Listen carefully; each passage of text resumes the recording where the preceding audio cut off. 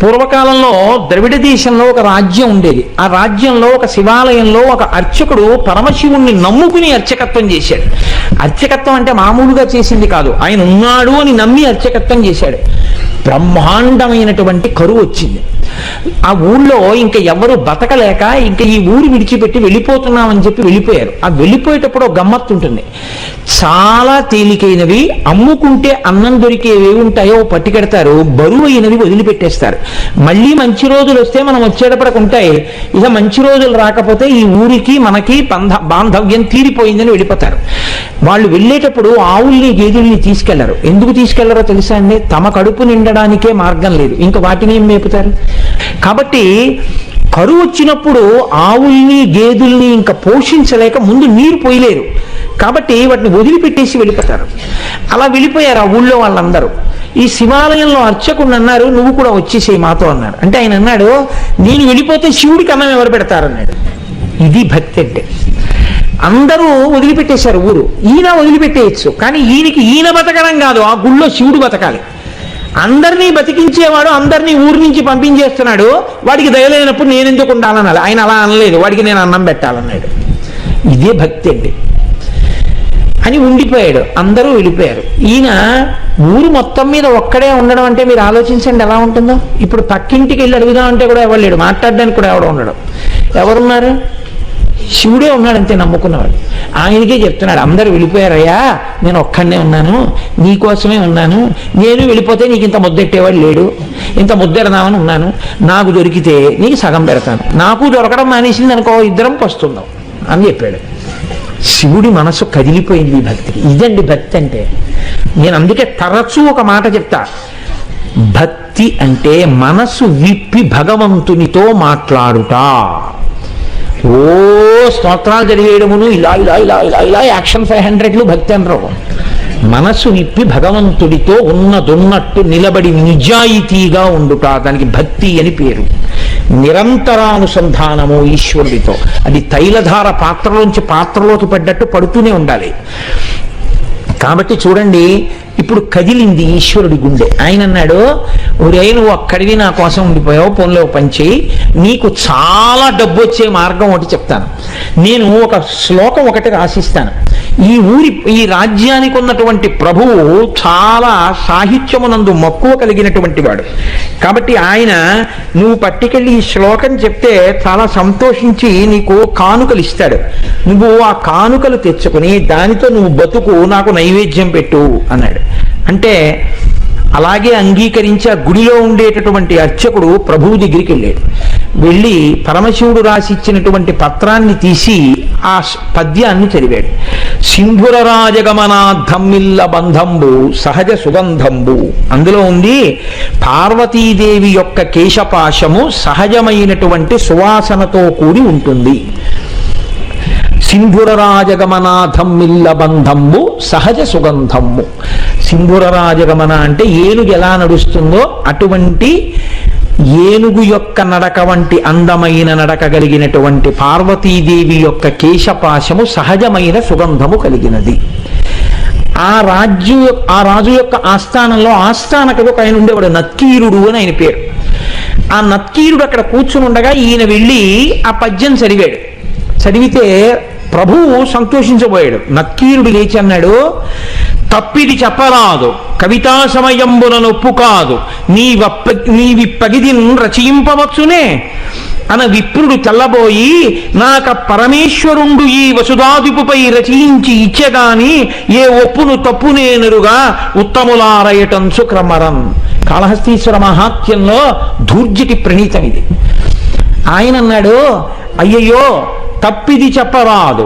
ఇలా చెప్పచ్చా? తప్పు. ఎలా చెప్తున్నావు? కవితా సమయంబున నొప్పు కాదు. ఒక కవిత్వం చెప్తే దానికి ఒక నియమం ఉంటుంది. ఏది సహజంగా ఉంటుందో అది చెప్పాలి. అసహజమైన విషయం రాడు. వెంట్రుకల సువాసన ఉండడం ఏంట్రా? ఎలా రాసుకొచ్చావు? కవితా సమయంబున నొప్పు కాదు, నీ వప్పగిదిని రచయింపవచ్చునే, నువ్వు ఇలా రచనలు చెయ్యొచ్చా అని అడిగాడు నత్తీరుడు లేచి. పాపం ఆయన శివాలయంలో అర్చకుడు, పాపం కవిత్వం రాదు.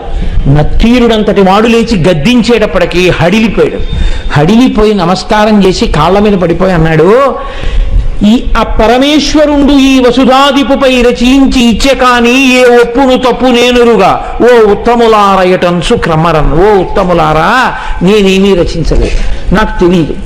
అన్నం లేదని ఏడుస్తుంటే ఉంటే నీకు పెడతా, లేకపోతే లేదయ్యా శివయ్య అన్నాను. అంటే నాకు రాసి ఇచ్చాడు. నేను ఈ రాజు మీద రాశానయ్యా వెళ్ళన్నాడు. డబ్బు ఇస్తాడన్నాడు. వచ్చాను, చదివాను, నేను రాయలేదు. ఈ తప్పు నాకు తెలియదు, నన్ను మన్నించండి, క్షమించండి, నేను వెళ్ళిపోతున్నాను అన్నాడు. పో అన్నాడు. తిరిగి వచ్చేసాడు. ఎక్కడికి వచ్చాడు? వెళ్ళిపోలేదు. అందరూ వదిలిపెట్టేస్తే నమ్ముకుని గుళ్ళో ఉన్నాను, నాకు దొరికితే నీకు పెడతానన్నాను. ఫోన్లే, మర్యాద చేయకపోతే పీడాపోయేది, అవమానం చేయించాడు ఇలాంటి పద్యం రాసి ఇచ్చి అని. ఇక గుడికి వెళ్ళడం మానలేదు, మళ్ళీ ఊరెళ్ళాడు. వెళ్ళి చాలా మనసులో కోపం. అమ్మ దెబ్బలాడుతూ సున్నిపిండితోటి నలుగు పెట్టేటప్పుడు ఉండేటటువంటి ప్రక్రియ మీరు ఎప్పుడైనా చూస్తే చాలా గమ్మత్తుగా ఉంటుంది. పిల్లాడు బిక్క మొహం వేసి ఎక్కడ గిల్లేస్తుందో భయం. వాడు ఇలా చేతులు ఇచ్చి ఇలా ఉంటాడు, అమ్మ వంక చూస్తూ. ఆవిడ మొన్న ఫస్ట్ యూనిట్ టెస్ట్లో 7 మార్కులు, రెండో యూనిట్ టెస్ట్లో 8 మార్కులు. అందులో గట్టిగా ఒత్తచ్చు కదా, ఒత్తేస్తూ చెయ్యి పట్టుకుని పైన కింద ఒత్తేస్తూ నిలబడవు అని, మీ నాన్నకి పట్టదు, ఎప్పుడు ఉపన్యాసాలు అని ఇలా అంటుంటే తొడల దగ్గరికి వచ్చేటప్పటికి ఏ పిక్క తిప్పేస్తుందో అని వాడు అలాగే బిక్క చచ్చిపోయి ఉంటాడు. అలా ఈయన చేతిలో పాత్ర పట్టుకుని నమస్సోమాయ చ రుద్రాయ చ నమస్తామ్రాయ చ అరుణాయ చ నమశంగాయ చ పశుపతయే చ, గొప్ప పద్యం రాశావు అని పోస్తుంటే శివుడు బిక్క చచ్చిపోయి అలా ఉండి అభిషేకం చేయించుకుని, నువ్వు పెట్టకపోయినా నేను పెట్టాలిగా, ఇంత తిను. ఓం ప్రాణాయ స్వాహ, ఓం అపానాయ స్వాహ, ఓం యానాయ స్వాహ అంటుంటే ఆయన లేచి అన్నాడు, ఎందుకయ్యా అంత కోపం, ఏమైంది అక్కడ అన్నాడు. ఏమి తెలియని వాళ్ళే అడక్కు, సర్వజ్ఞుడివి, నీకు తెలియంది ఏం లేదు, ఎంత గొప్ప పద్యం రాశావు. మీ ఆవిడ వెంట్రుకలకి సహజ సువాసన.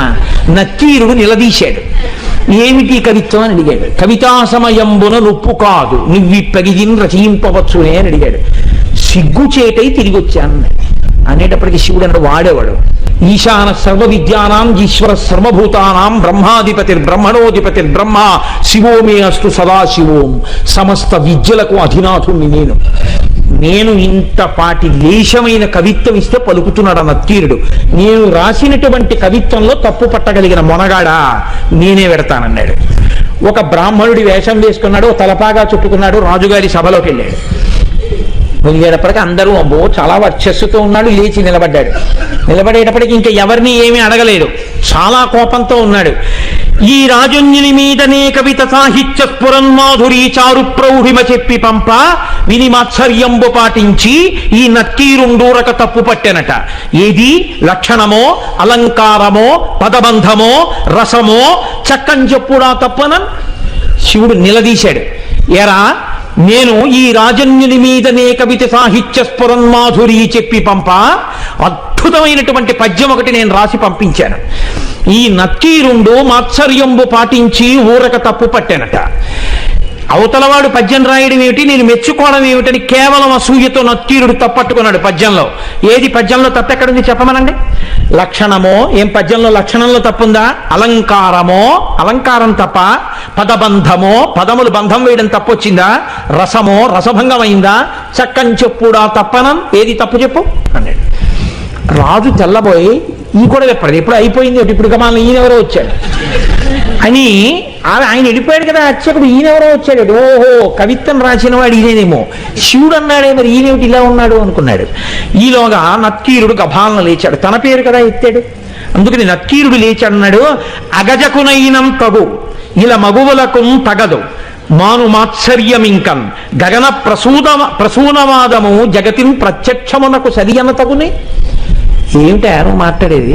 కవిత్వం రాశావా? పద్యం రాసి పంపించావా? అగజకునైనం తగు, కొండకు పుట్టినటువంటి తల్లి కాబట్టి ఎత్తి పొడిచాడు. కొండల ఆవిడ పార్వతీదేవి కాబట్టి ఏమో ఆవిడ వెంట్రుకలకు సువాసన ఉందేమో. ఇలా మగువులకు తగదు, భూమి మీద ఏ ఆడదాని జుత్తు సువాసనతో ఉండదు. గగన ప్రసూనవాదము, ఆకాశంలో పువ్వు ఉందంటే ఎవడైనా నమ్ముతాడు?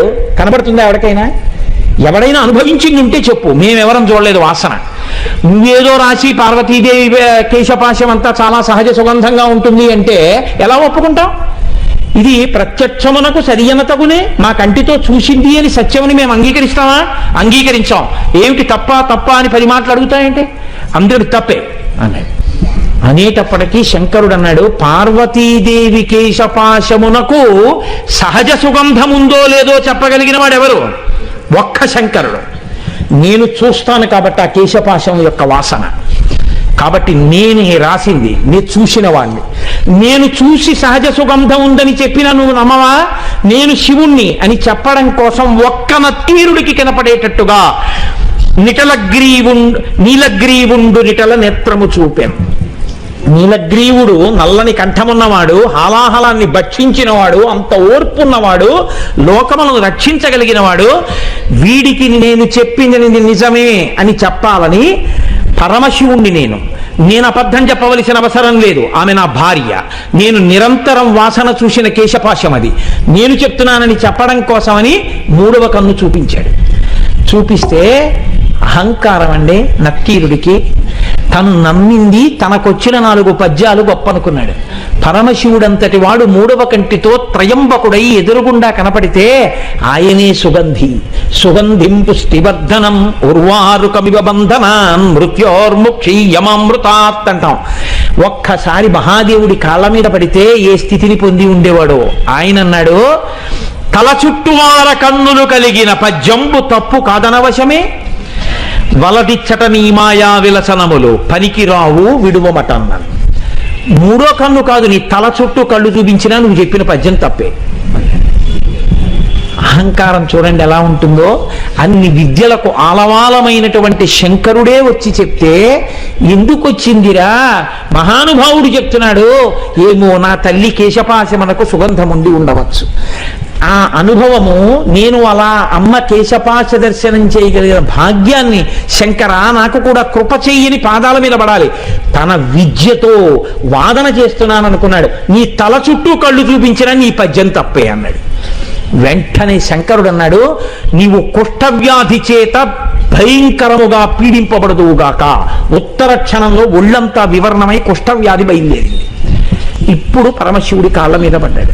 అయ్యయ్యో తండ్రి, వచ్చిన 4 ముక్కలకి కన్ను మిన్ను కానక అహంకారంతో ప్రవర్తించాను.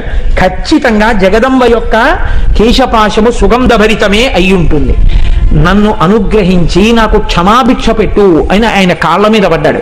శివుడు అన్నాడు, నువ్వు కైలాస పర్వత శిఖర దర్శనం చేస్తే నీ యొక్క పాపం పోయి నీకు మళ్ళీ ఆరోగ్యం కలుగుతుందని అంతర్ధానం అయ్యాడు. ఇప్పుడు ఈ కుష్ఠవ్యాధితో బయలుదేరాడు. ఎంత వర్ణించాడో దుర్జటి. ఎప్పుడైనా అవకాశం ఉంటే కాళహస్తీశ్వర మహాత్యం చెప్తాను, అప్పుడు విందురుగా. అప్పుడు మహానుభావుడు ఉత్తర భారతానికి నడిచి వెడుతూ కైలాసం కనపడక కుష్ఠవ్యాధి పెరిగి వేళ్ళు కాళ్ళు ఊడిపోతుంటే ఏడుస్తుంటే ఆనాడు సుబ్రహ్మణ్యుడు ప్రత్యక్షం అయ్యాడు ఒక చోట చెట్టు కింద. ఓరి పిచ్చాడా, మా నాన్న హృదయం నీకు ఇప్పటికీ అర్థం కాలేదు. కైలాసం అంటే కుష్ఠవ్యాధితో అక్కడికి ఎడతావా? దక్షిణ కైలాసం కాళహస్తి శిఖరం చూడమన్నాడు రామా నాన్నగారని చెప్పి కాళహస్తి శిఖరం చూపించాడు. వెంటనే కుష్ఠవ్యాధి పోయింది. అప్పుడు అక్కడే ఉన్నటువంటి పాతాళగంగలో సరోవరంలో స్నానం చేసి శంకరుడి మీద ద్రవిడ భాషలో ఆయన బ్రహ్మాండమైనటువంటి కావ్యరచన చేశాడు. కాబట్టి అమ్మవారి యొక్క కేశపాశమునకు సహజమైనటువంటి సుగంధం ఉంటుంది అని చెప్పి పెద్దలైనటువంటి వారు ధ్యానమునందు అనుభవించారు.